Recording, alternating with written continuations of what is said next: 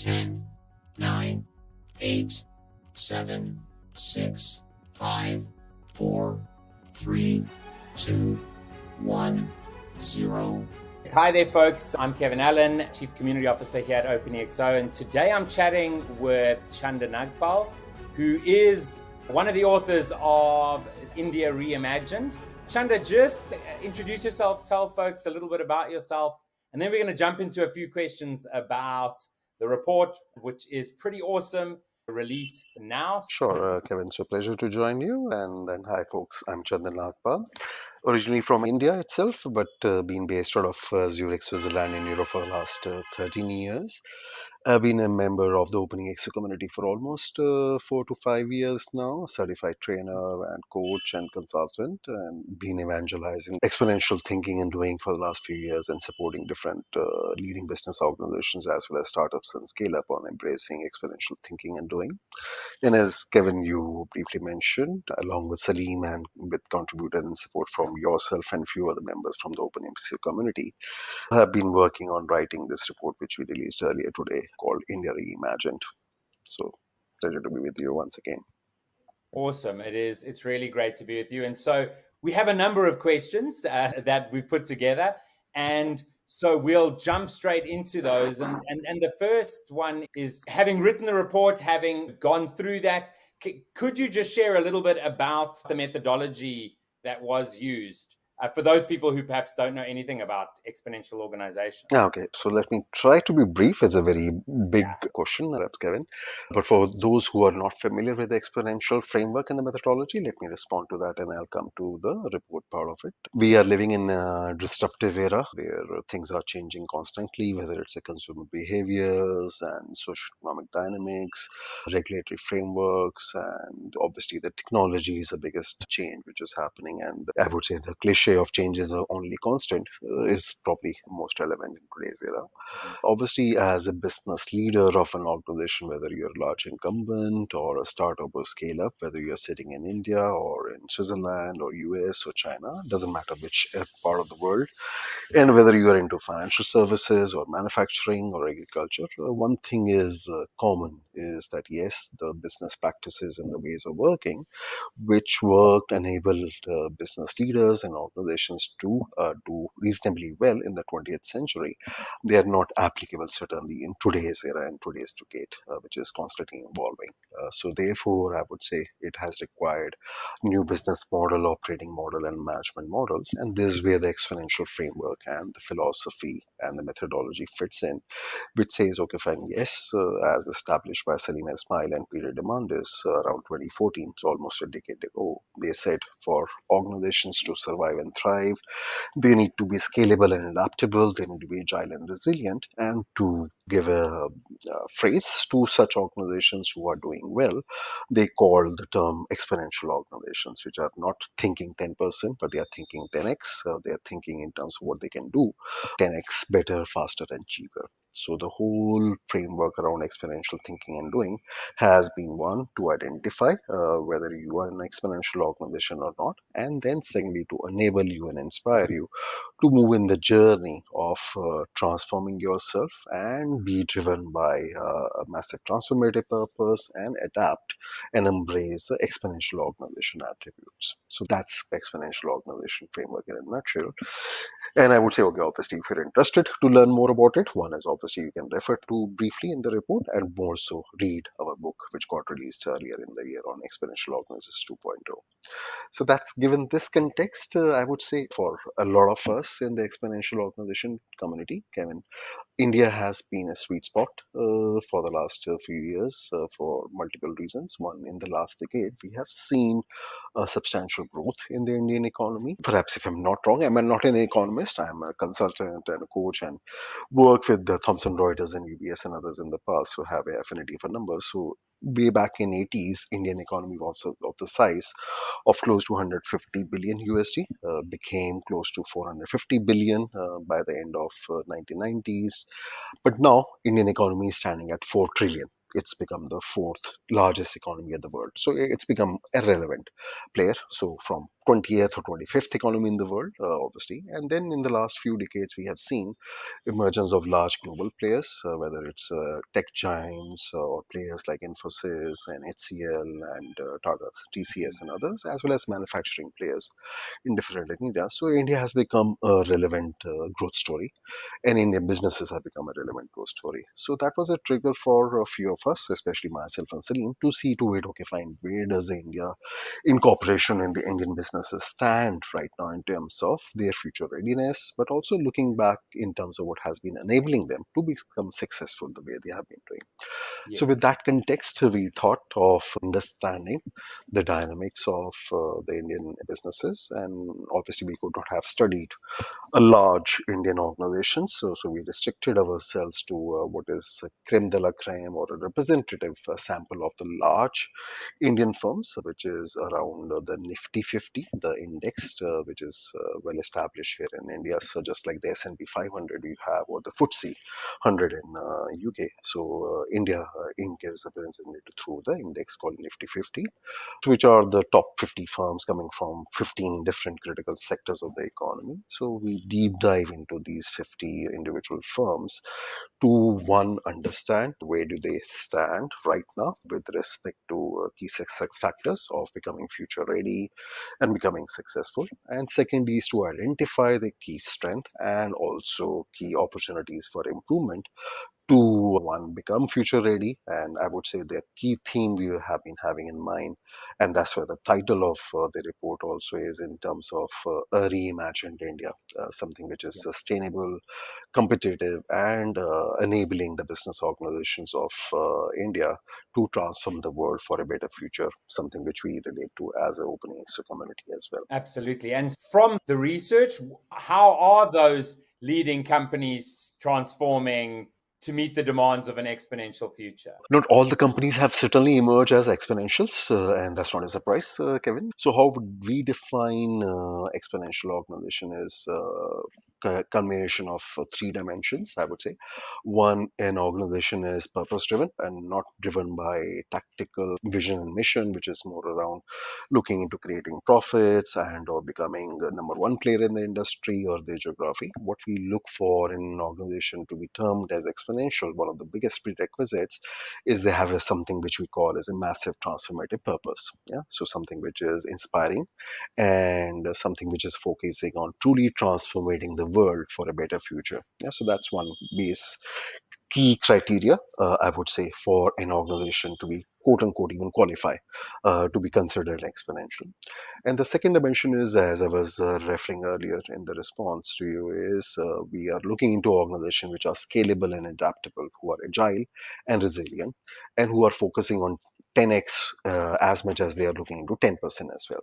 So often, when I'm talking to business leaders during consulting and also conversations like I'm having with you right now, I say, okay, fine, yes, an organization to be successful, to survive and more to thrive in today's era, you need to be focusing on two elements. One is doing the things right, but also doing the right things. Again, another dimension of looking at this is, yes, you need to be able to exploit your current core business model, but you also need to be able to explore new avenues and create at the edges. That means you're both improving as well as innovating at the same time. A term being used for such organization is also ambidextrous. Yeah?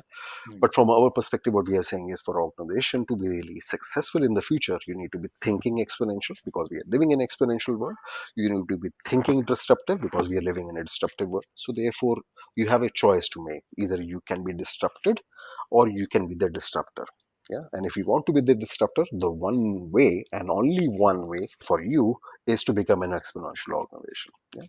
So from that perspective, when we are looking at these Nifty 50 firms, we are looking at, once again, where do they stand right now? So if you are constituent of Nifty 50 firms, let's take, say, TCS, one of the largest tech firms in the world with respect to information technology enablement services. What we are looking into is, okay, fine, do they have a massive transformative purpose and have they embraced those 10 exponential attributes which characterize an exponential organization of scale and ideas? Yeah, so that's a yardstick we have used. And then using those yardsticks, we have established what are the key strengths for each individual organization and therefore for these Nifty 50 firms as a sum total. and also what are the opportunities for improvement for individual organizations and once again for these Nifty 50 firms as a sum total.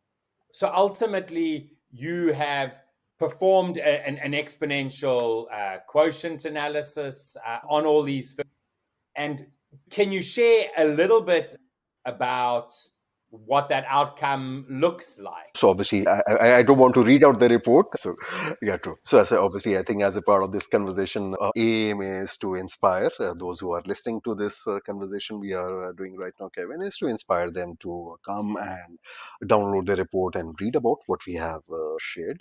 But basically, I would say going back to what we want to achieve is one, create the awareness about the exponential thinking and doing being a necessity and imperative in today's era. But going back to your question in terms of what have we observed from the Nifty 50 firms, which have been the sample for our assessment, is when we look at these organizations, we use a set of 25 questions, which we have used for every organization to look into how well they are performing on the specific exponential organization attributes of MTP, massive transformative purpose, and scale and ideas. And using these 25 questions, we have given a scale on a maturity level of 1 to 4. So therefore, the maximum score an organization could have received is 100 theoretically, and the minimum score an organization could have received is 25. Now, if we were to look into this Nifty 50 firms as a whole, what we see is the aggregate score for India Inc. represented through this Nifty 50 firms is 62 out of 100. Yeah, so that's fairly well on the positive side. Also, on the positive side, what we have seen is 5 out of these 50 firms have emerged as truly exponential. That means they have scored more than 70, which is a good threshold to have. To give a reference, this is not the first time we are doing this exponential quotient assessment. A lot of organizations have worked with us and done their own individual exponential quotient assessment. Plus, as a part of the studies, we as Opening EXO have been doing on time to time basis in the recent past. So, one of the most well-known research work and studies we had done was on the US-based Fortune 100 firms around the same time period of 2014. So there we had ranked all the Fortune 100 firms using the same yardsticks of the exponential meters, and there the average score was actually of the tune of 50 odd. So if I were to look into compared to US-based firms, India Inc. has performed better. I would give the benefit of the doubt to the US-based firms because the yardstick was slightly different. What was good enough is not good enough anymore. So therefore, yes, if we were to reassess the Fortune 100 firms, they might score differently. But the good thing is, yes, we do have some exponential firms in India which are doing fairly well. At the same time, we do have few firms who are fairly linear, what we call as the bottom 5 firms in the sample of Nifty 50 firms. I will not go into the details of who's who. Maybe that's for the readers to read through who are the top 5 exponential firms and who are the bottom 5 non-exponential firms. But we are seeing that, yes, there are a few firms who are still operating in the business model, operating model, and management model similar to what we have seen of the 20th century. Yeah, so those business practices and ways of working, as I mentioned earlier, were good enough and relevant 1 decade ago, 2 decades ago, 3 decades ago, but certainly they are not sufficient for an organization to survive and thrive in the future. So they might continue to exist because of being monopoly, or they're operating in a certain sector where they don't have competition, or share because they have a legacy and therefore they will not die, so called, or they have a shareholder who is strong and backing them up and therefore infusing capital.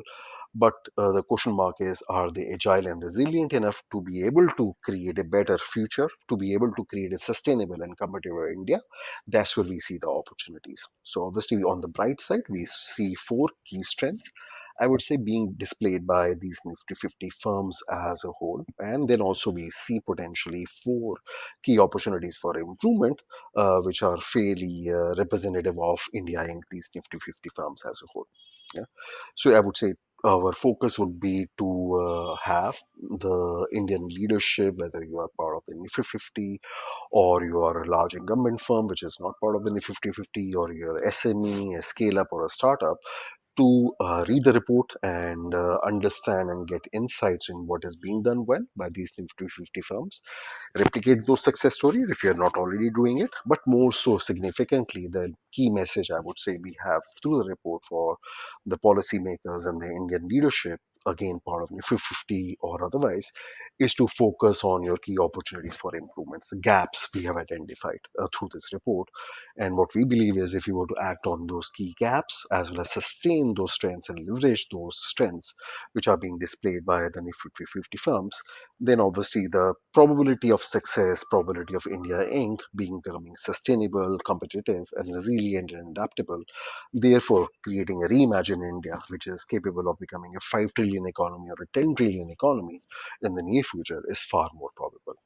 You touched on there who should read this report and ultimately who this report is for. Many people might say, yeah, but there's large Indian companies that are not in the Nifty 50. We obviously had to focus somewhere. I mean, you can't assess every company in India. The report would never have come out. But as you've said, That's true. anyone can really glean from this the good and the bad, and ultimately then say, how can I learn from this? But then also learn from the EXO model as a whole, right? Around what does the future look like? Were there any standouts that you saw in terms of technology use within India that was quite surprising in comparison, as you've said, to perhaps other assessments we've done? So I would say this came as in certainly a bright spot and the strengths in action, which I called out earlier, Kevin. So interestingly, let me refer to the key strengths which we saw these Nifty 50 firms demonstrating at large. Not every firm, but I would say as a representative and most of them. So one thing is obviously in terms of most of these firms came across and are being purpose driven. So again, going back to what we were saying, a key characteristics of an exponential organization is being massive, transformative, purpose driven, and a lot of Indian firms, these Nifty 50 firms, are demonstrating that. The second key element I would say is stakeholder centricity, not just customer, but actually employee centricity and society centricity is came out something which came out very strongly. And the second key strength, I would say, is the technology. Now, I'm an Indian, let's put it this way, and so called. It's not that Opening EXO had this in mind, but yes, I would say I'm fascinated by India.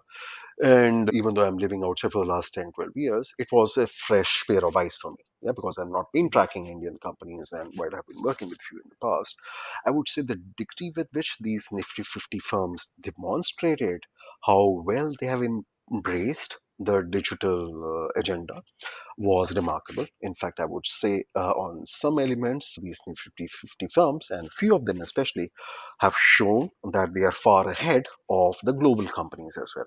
Yeah, I would say that's pretty surprising.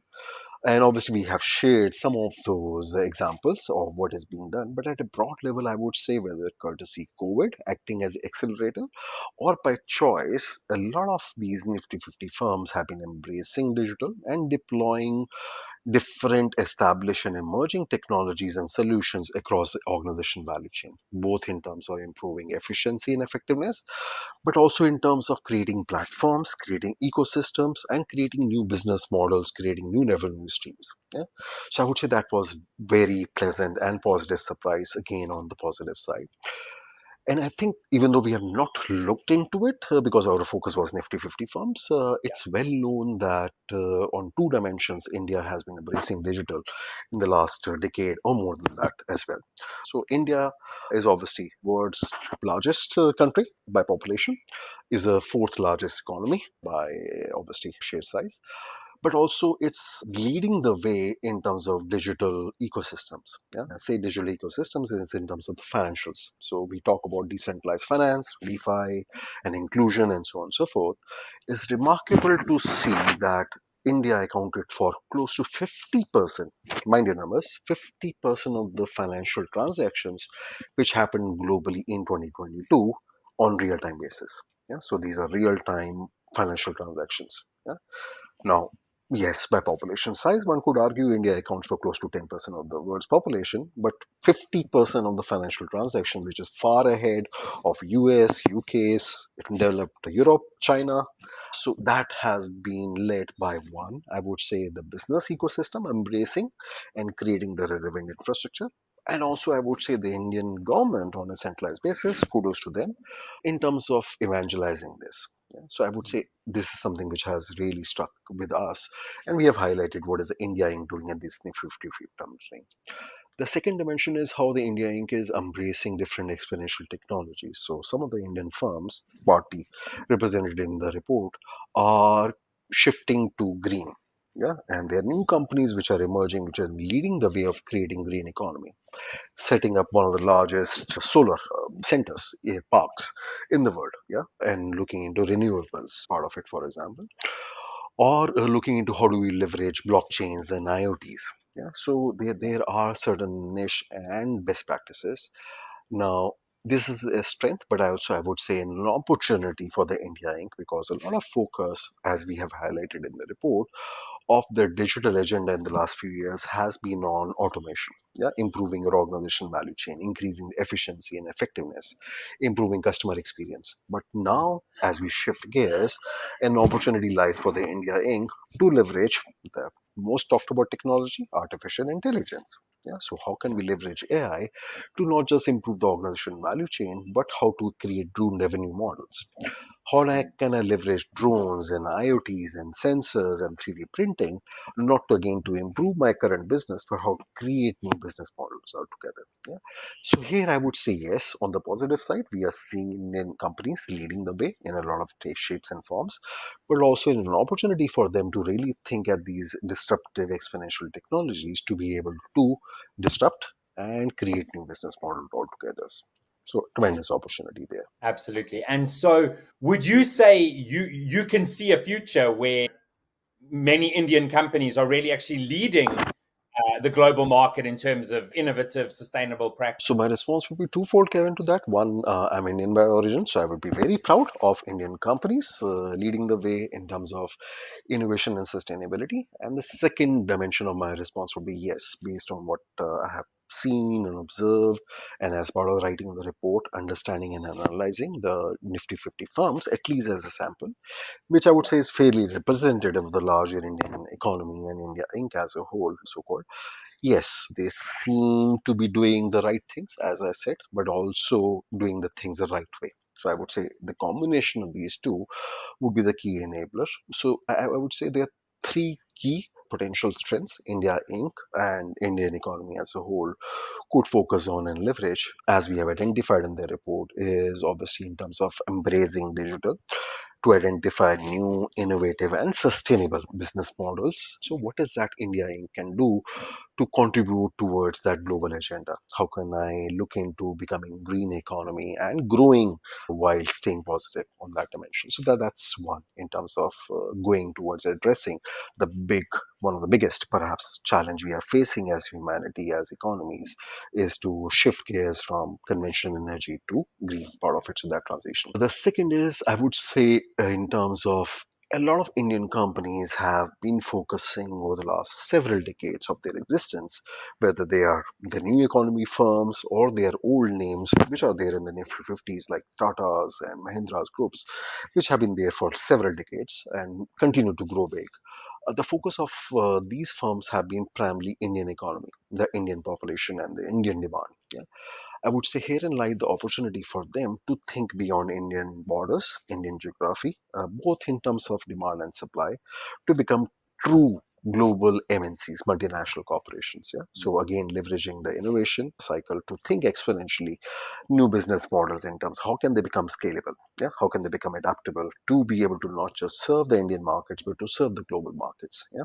How can we visualize potentially the next Amazons and Googles and other firms which are well-known global brand names now to come out of Indian origins? Yeah, so I think that's an opportunity. So we do know that Indian business leaders are spread all over the large organizations. Just to name a few, probably we have Sundar Pichai leading Alphabet, we have Satya Nadella leading Microsoft, and then these are one or two examples only, not just tech space, but beyond tech space as well. I think the question mark all of us as business leaders need to be asking, and larger global population could be asking, and that's an opportunity for India Inc.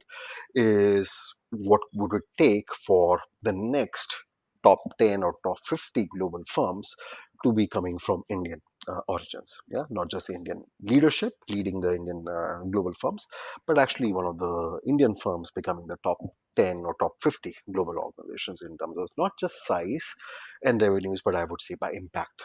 Yeah, that's most critical. I would say what kind of impact you're able to create, how you're able to transform the world for a better future. I think that would be the key yardsticks I would like to use for Indian economy and Indian firms. For those people who read this report who are perhaps not in the Nifty 50, they are more emerging companies, smaller companies, any advice that you'd give them in terms of actually being exponentially native, I guess, would be a way of putting it, like being exponential first? So again, I would reiterate that, as you were rightly also mentioned, Kevin, we had to look into a small set of firms. We could not have looked into thousands and thousands of Indian firms. So that would have been, yes, I won't call it impossible, but yes, would have taken us hundreds and hundreds of years. So obviously, we have considered these Nifty 50 firms to be representative of the Indian economy, of representative of the Indian sector across sectors, across arenas, across sizes. So just to reiterate, I would say the insights are relevant for any firm in India and any firm outside India as well, because a lot of messages and insights, I would say, leaving aside the rankings and the numbers of these Nifty 50 firms, I would say the key strengths being displayed by these Indian firms and the key opportunities for improvement, they are practical messages and insights for anybody, whether you are a business leader of a non-Nifty Indian firm, or whether you're a business leader for a firm sitting in UK or US or Europe or China for that matter. Yeah, because what we are saying is there's a way to become an exponential organization, and to become one, you need to be considering these key facets. Yeah, so that's something which is generic and relevant for everyone.